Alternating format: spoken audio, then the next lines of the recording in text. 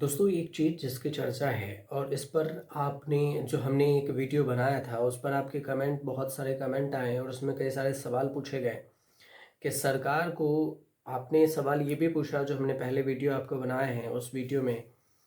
अब उसमें सवाल ये पूछा गया कि अग्निवीर को मोदी सरकार ने लाकर सही नहीं किया है, इसको बंद ही कर देना चाहिए था, वही सही था। दूसरी बात ये थी कि उसमें सैलरी नहीं बढ़ाई गई है। उस जो सैलरी बढ़ाने की बात हो रही है कि 30,000 रुपये हम सैलरी देते हैं, वो 30,000 नहीं दिया जाता है। तो फिर कितने दिया जाता है, तो इसकी भी बात इस वीडियो में कर लेते हैं। दूसरी बात ये है कि सैलरी को लेकर चर्चा है और साथ में ये कहा गया है कि जो रिटायरमेंट है उसको लेकर जो नए प्लान हैं, नए प्लान को लेकर हमने बातचीत की थी। लेकिन जो 75% को रिटायरमेंट दे दिए जाएंगे और 25% को ही सेना में रखा जाएगा। इसके अलावा उनके पास जो ऑप्शन क्या क्या खुले हैं, एक बार फिर से आपको ऑप्शन बताते हैं। और क्या जो आपने जो सवाल पूछा है कि क्या मोदी सरकार को अग्निवीर नहीं लाना चाहिए था, अग्निवीर लाकर ही मोदी सरकार ने गलत कर दिया। तो इस पर जो दो सेना प्रमुख हैं, एक जो पूर्व सेना प्रमुख हैं उन्होंने क्या कुछ कहा, अपनी किताब में क्या कुछ खुलासा किया था MM नरवणे ने, और दूसरा जो अभी वर्तमान में सेना प्रमुख हैं तो उनका क्या क्या क्या कुछ कहना हुआ। जो सेना प्रमुख जनरल उपेंद्र द्विवेदी हैं, इनका क्या कुछ कहना है वो भी आपको बताते हैं। दोनों दोनों सेना प्रमुख का कहना था वो बताएंगे। लेकिन उससे पहले आपको बता दें कि 2022 में पहला बैच अग्निवीर का लिया गया था। इसके 4 साल बाद जो पहला बैच है 2026 में रिटायर होना है। कुल अग्निवीरों के 25% जो हैं वो अस्थाई माने जाते हैं, अस्थाई जो सरकार के और सेना की तरफ से कहा गया है। बाकी के जो 75% हैं वो रिटायर हो जाएंगे।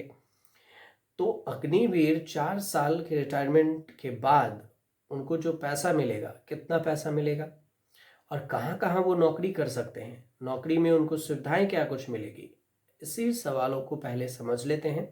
और ये भी समझ लेते हैं जो आपको 25% है तो सरकार जो बदलाव कर रही है, एक लाइन में आपको बता दें कि सरकार की ये प्लानिंग है कि 2025 के अंत तक में इसमें भर्तियां बढ़ाएंगे। 1 लाख से ज़्यादा के करीब करीब भर्ती बढ़ाने की जो किस्तों में बढ़ेगा, मतलब थोड़ा थोड़ा करके भर्तियां बढ़ाई जाएगी 2026 तक। कहा यह जा रहा है कि सैलरी में भी बढ़ोतरी होगी। अभी सरकार विचार कर रही है, फाइनल बात नहीं है। तो आप ऐसा ना सोचिएगा कि हमने आपको फाइनल बातें बनाई है, ये सरकार विचार कर रही है। जो तमाम मीडिया हाउस में बयान दे रही है सरकार, उस पर मैं आपको बता रहा हूँ। दूसरी बात यह है कि जो टर्म है जो अभी 4 साल के हैं उसे 6 से 8 साल करने की सरकार सोच रही है। सेना प्रमुख ने भी बयान दिया है कि ऐसा सोचा जा रहा है और प्लान किया जा रहा है। आधिकारिक ऐलान नहीं है, जब तक गैजेट जारी ना हो जाए, सरकार की तरफ से लिखित में कोई नोटिस ना आ जाए, तब तक माना नहीं जाता। मौखिक बातें नहीं मानी जाती इसमें। तो आप भी फिलहाल ऐसा ना ही मानिए, लेकिन जो कहा गया वो जानकारी जरूर रखिए। अब बात आती है कि भारतीय सेना में अग्निवीरों का पहला बैच जो 2022 में लिया गया था, 4 साल में रिटायर होंगे, मतलब अक्टूबर नवंबर 2026 में, जो कि अभी 1 साल बाकी है। 1 साल से कम वक्त बाकी है, 10 से 11 महीने बाकी हैं। तो 4 साल में 25% परमानेंट होंगे और बाकी के रिटायरमेंट हो जाएंगे। उन्हें केंद्र और राज्य सरकार जो है सरकारी नौकरियों में छूट देने की बात कही कि उसकी घोषणा होगी, छूट देने की घोषणा की गई है। अब पहले पैसे की बात कर लें कि रिटायरमेंट के बाद अग्निवीरों को पैसे कितने मिलते हैं। तो जैसा कि आपने कमेंट किया था कि उन्हें 30,000 जो पहले मंथ में ऐसे पैसा दिए जाते हैं, वो ऐसा नहीं है कि उन्हें 30,000 रुपये दिए जाते हैं। तो ये बात आपकी बिल्कुल सही है, लेकिन वहाँ कन्फ्यूज़न इस बात को लेकर थी कि 30,000 रुपये आपको पहले बैच में सैलरी के तौर पर आपको ये लगता है 30,000 रुपये दे दिए, लेकिन उसमें से 9,000 रुपये जो सरकार है वो कॉर्पस फंड में रख लेती है और उतना ही 9,000 रुपये सरकार अपनी तरफ से ऐड कर दी है। मतलब कि 9 + 9 18,000, और ये ऐड करती है। बाकी के जो 30% रख लेती हैं और 70% आपको सैलरी के रूप में 21,000 रुपये देती हैं। तो ये जो जिसको सेवानिधि फंड है, जब आप रिटायरमेंट होते हैं 4 साल बाद, अगर आप अग्निवीर हैं तो उन्हें 11,71,000 रुपये एक मुश्त दिए जाते हैं। और सबसे जो बात यह है कि इस पर टैक्स नहीं लगता, ये टैक्स फ्री होता है। अग्निवीरों को जो पहले साल हैं वो 30,000 रुपये की सैलरी के हिसाब से रखा जाता है पहले साल में यहाँ पर, लेकिन 21,000 रुपये इनमें से इन हैंड मिलते हैं और 30% यानी कि 9,000 रुपये जो है कॉर्पस फंड में चला जाता है। और केंद्र सरकार भी इतनी ही 9,000 रुपये इस कॉर्पस फंड में अग्निवीरों के लिए ऐड ऑन कर देती है। तो दूसरे साल जो सैलरी होंगे उसमें भी ऐसा ही होगा, और फिर जाके 33,000, तीसरे साल में ये 36,500, चौथे साल में ये 40,000 रुपये हो जाता है। और इन हैंड सैलरी भी हर साल बढ़ती रहती है, जितना 21 था तो अगले साल भी उससे थोड़ा बढ़ जाएंगे। तो ये बात हुई। अब रिटायरमेंट के बाद पूर्व अग्निवीर जो हैं उनको नौकरी कहाँ कहाँ मिलेगी, तो सरकार, राज्य सरकार और केंद्र सरकार मिलकर कई डिपार्टमेंट में उनकी नौकरी की योजना बना रही है, और कहीं पर तो लागू भी बोला गया है कि इतनी फीसदी रिजर्वेशन रहेगा। उसमें से अगर आप देखेंगे तो रिटायरमेंट के बाद जो पूर्व अग्निवीर हैं उनको आईटीबीपी में, सीआरपीएफ में, सीआरपीएफ, उसके अलावा बीएसएफ, सीआईएसएफ में नौकरी कर सकते हैं। इन भर्तियों के लिए उन्हें 10% जो पद है आरक्षित किए जाएंगे। ये 10% ही आरक्षण मिलेगा उनको, लेकिन टेस्ट आपको फिर से देने होंगे। साथ ही पूर्व अग्निवीरों को उम्र की सीमा, फिजिकल टेस्ट में छूट देने का प्रावधान है, उसमें आपको डिस्काउंट मिलेगा अगर आप अग्निवीर हैं तो। इसके अलावा उत्तर प्रदेश है, हरियाणा है, छत्तीसगढ़ है, राजस्थान है, मध्य प्रदेश है, असम है, गुजरात है, उड़ीसा है, उत्तराखंड है, इन सारे राज्यों ने पुलिस और पीएससी की जो भर्तियां हैं उसमें पूर्व अग्निवीरों को छूट देने का, आरक्षण देने का भी ऐलान किया हुआ है राज्य सरकार ने। अगर वही मीडिया रिपोर्ट्स के अगर मानते हैं तो अभी जैसा हमने आपको बताया कि हर साल 1 लाख से अधिक पदों पर अग्निवीरों की भर्ती करने के विचार कर रही है सरकार।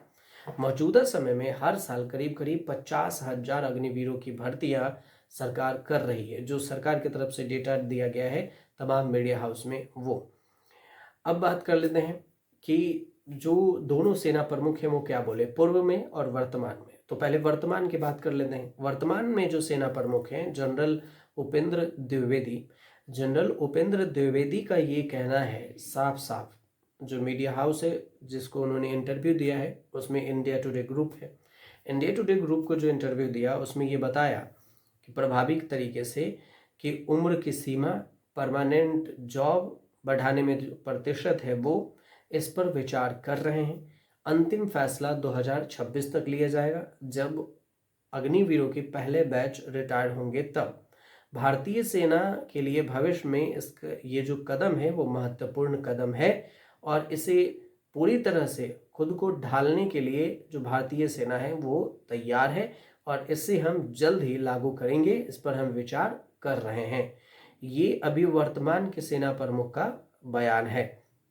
उसमें ये भी कहा गया है कि सेना प्रमुख ने क्रिएटिव डिस्ट्रक्शन की अवधारणा का जिक्र किया, जिसमें कहा कि कोई भी सैनिक जो कि 10 से 20 सालों में से एक ही क्षेत्र में काम कर रहा है उसके लिए नई स्किल सीखना और पुराने स्किल को छोड़कर खुद को अपडेट करना एक चुनौतीपूर्ण हो सकता है। तो अग्निवीरों में ये जो क्षमता है वो अधिक होती है, वो जल्दी सीख लेंगे, कम समय में नई टेक्नोलॉजी को अपनाने में सक्षम है वो, तो तेजी से सीखने में भी सक्षम है।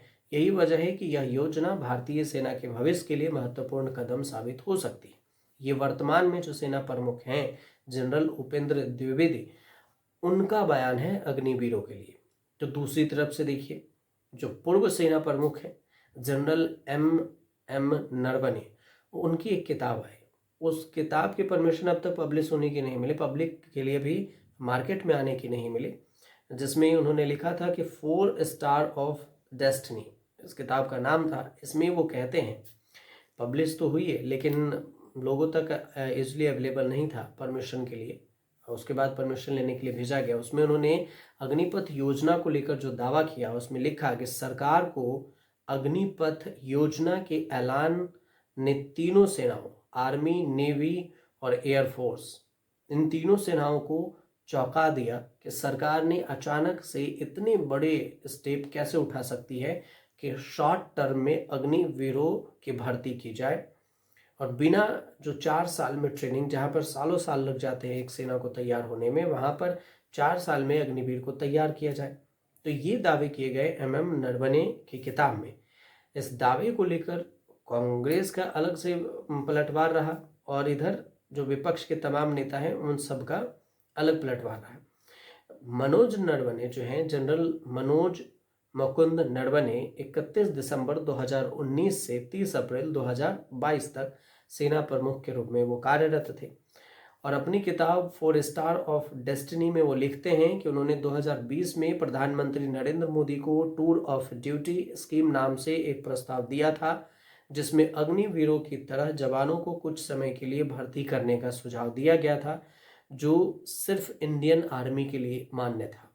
लेकिन सरकार ने इसे तीनों फोर्स में लागू करने की बात कह दी और उसमें भी जल्दबाजी में लिया गया फैसला था कि उन्होंने सुझाव दिया और उसके 1 से 2 साल बाद ही सरकार ने इसे कहा कि ठीक है, लागू करते हैं। नरवणे आगे ये भी लिखते हैं कि कुछ समय बाद प्रधानमंत्री कार्यालय PMO अग्निपथ योजना लेकर आया, जिसमें थल सेना साथ साथ वायुसेना नौसेना को भी शामिल किया गया। इस योजना ने आर्मी से ज़्यादा वायुसेना और नौसेना को चौंका दिया कि ऐसे पॉसिबल कैसे हो सकता है। और इसी में उन्होंने स्कीम बताई कि 75 साल जो 75% है उनको रिटायरमेंट दे दिया जाएगा, 25% को इसमें अग्निवीर को रखा जाएगा। पहले जो था वो 25% से भी कम था, 15 से 20%। बाद में जब सरकार से बातें हुई तो इसमें 25% परमानेंट की बात को सरकार ने मानी। तो ये बातें नरवणे ने अपनी किताब में पूरी डिटेल्स में लिखा है, लेकिन मुख्य तौर से जो वेतन की सिफारिश थी उसको भी इसमें उन्होंने रखा है, परसेंटेज को लेकर भी रखा कि उनको कितने % परमानेंट करने की बात हुई थी। तो ये सारी चीज़ें उन्होंने इसमें किताब में जिक्र किया है। तो ये एक छोटी सी जानकारी थी कि सरकार क्यों इसको लाई, कैसे लाई, इस पर और कितने पैसे मिलते हैं उस पर। आपको सही लगे या कोई अपनी राय हो तो आप हमें कमेंट ज़रूर कीजिए।